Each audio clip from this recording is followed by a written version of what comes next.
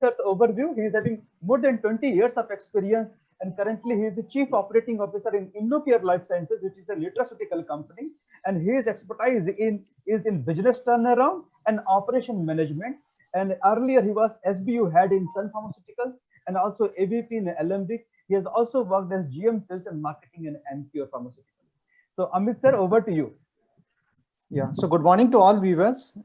Like initially, I thought of having a straight talk, but Yes. then yes, Mr. Yashman told me that there would be many MBA students at the same time, very young sales and marketing professionals. They are going to attend this talk. Yes. So I thought of making it a little structured in terms of, because having worked with more than 2 decades in the industry, it's our responsibility, whatever kind of knowledge we can impart to our young professional, because ultimately the future is for the young professional only. So I have divided this presentation in 3 parts, like whatever the kind of lesson we have learned out of this crisis. And rather, I would say it's not a crisis, but actually it's an opportunity to change ourselves, because pharma has been considered, as far as any industry is concerned, very, very late adopter. Like in pharma, many kind of things which comes in other industries like FMCGs or in IT, in very early stage, pharma is been considered as a very, very late adopter. So one thing is what lessons we have learned. Second thing is very, very important from customer point of view. Customer, when I say customer in terms of doctor, like external customer, how they are looking at as far as this crisis is concerned. And third thing is very, very important for all of us, how we can innovate, how we can change, and how we can be prepared for the way ahead, what we are looking for. So as far as lesson learned are concerned from this pandemic, one thing has emerged out very, very strongly. There is no substitute of brand building. Whatever number of companies got affected hugely, they have affected because of there was no focus on the brand building. And companies that have been surviving in a very, very good manner, the companies which used to do a lot of work as far as brand building is concerned. Second thing has come out very, very well in terms of performing territories. When I say performing territories, it is very well true for organization as well. They will continue to perform. So people, they have been changing themselves across all circumstances and finding ways and means to perform. They have found ways and means to perform even in this pandemic. That is very, very evident. So I can share the experience from my organization as well as many different organizations we interact with. Third thing which is emerging very, very strongly, what Mr. Devasis and Mr. Prashant mentioned in terms of collaborative approach. So when we say collaborative approach inside the organization, like 2-3 divisions going hand in hand, either they are promoting the products or they are ensuring the good supply chain.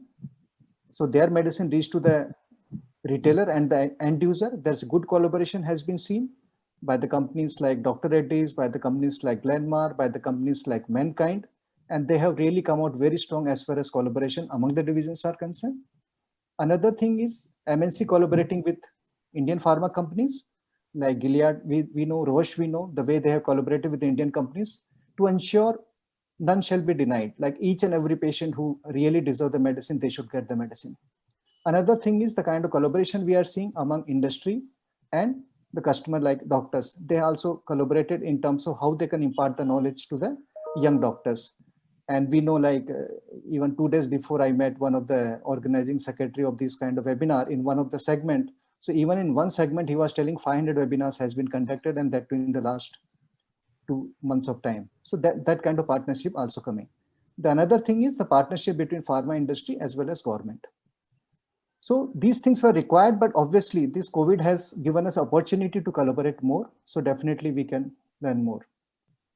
Another is a very, very positive sign, despite of all this pandemic, and we used to think doctors will not allow pharma representation and all. A very, very positive sign is emerging. They are still willing to be in touch with pharma. Either it is a face-to-face interaction or maybe a virtual interaction.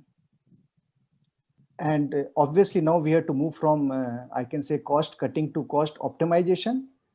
Though industry is saying a lot of expense can be reduced, but obviously the other way to look at is cost optimization. There has been a lot of wastage as far as industry spend is concerned, be it internal, be it external, conducting cycle meetings or on the conference. So obviously that cost can be optimized. One thing remained very, very true, which was there till yesterday also, meaningful content is key in digital segment. Because many companies, they have moved from one-to-one interaction to the doctor meetings in terms of webinar, in terms of conference. But if you see the success, from 25 doctors attending to 2,500 doctors attending. Some companies, they are engaging customers with these kind of webinars. Attendance is not even 25, 30 doctors.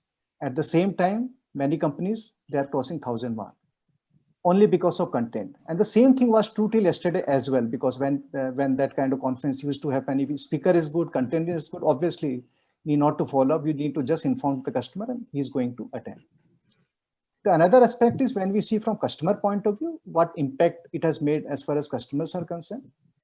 Obviously, industry representation has been reduced below 40%. Like, for example, more than 10 medical reps used to meet a doctor. Now, the number is only 3 to 4. And so is the patient. Patient footfall also has been increased. One thing has emerged out very, very well. That's a practice pattern. Practice pattern has changed a lot. Young doctors' practice has been increased vis-a-vis old doctors. Either they have stopped practicing or they are seeing only a very handful of the customers. There are many doctors, they used to roam from one clinic to another clinic, one hospital to another hospital. That practice also has been reduced and the practice has been increased for the established practice. The doctor is in one clinic and he's available 24/7. As per IMA, Foxy or many organizations, cold surgeries has been postponed. When I say cold surgeries, means surgeries which are not kind of emergency surgeries.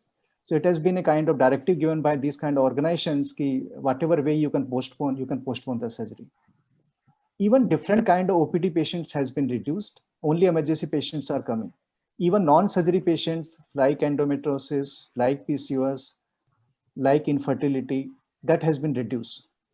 So practice pattern also has been changed in terms of the kind of doctors having huge practice, or at the same time, the number of patients used to come for different kind of ailment, that also has been reduced. So obviously from industry point of view, we have to keep a track of this. Very, very important thing is coming as far as vaccination patients are coming. So it is exactly same.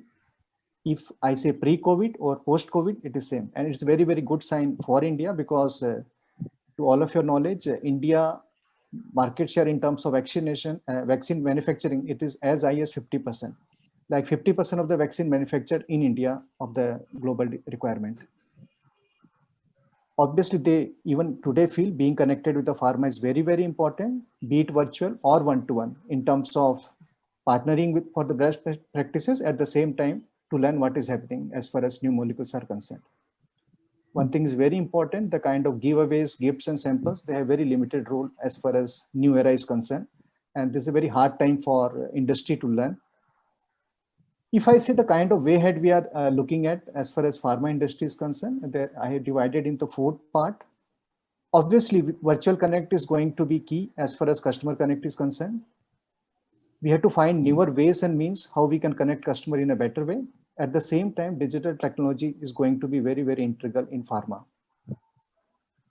Second point is, okay, obviously this is an era of data. We many times talk data is a new gold, but we have been talking a lot as far as data is concerned. But obviously when it comes to usage of data, hardly we have been using data as far as pharma industry is concerned. So I think as far as VIT is concerned, data usage is going to be very, very high in terms of analytics and in terms of making decision.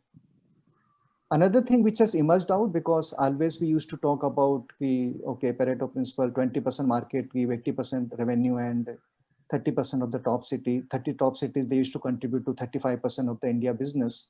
So in last 3 months, it has been reduced, I can say, and many of the customers, they used to come to the bigger markets, they have been getting treatment from their local doctors as well. So we can't afford to neglect these tier 3 cities when it comes to cost optimization, or when it comes to reduce the manpower. We can't afford to not focus on tier 3 cities, which has come very, very strongly, and obviously focus on young doctors. So till yesterday, whatever focus was there from industry point of view to the young doctors, it was, okay, these are the future doctors.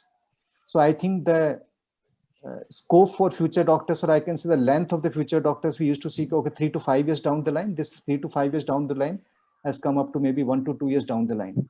So that has come very, very strongly.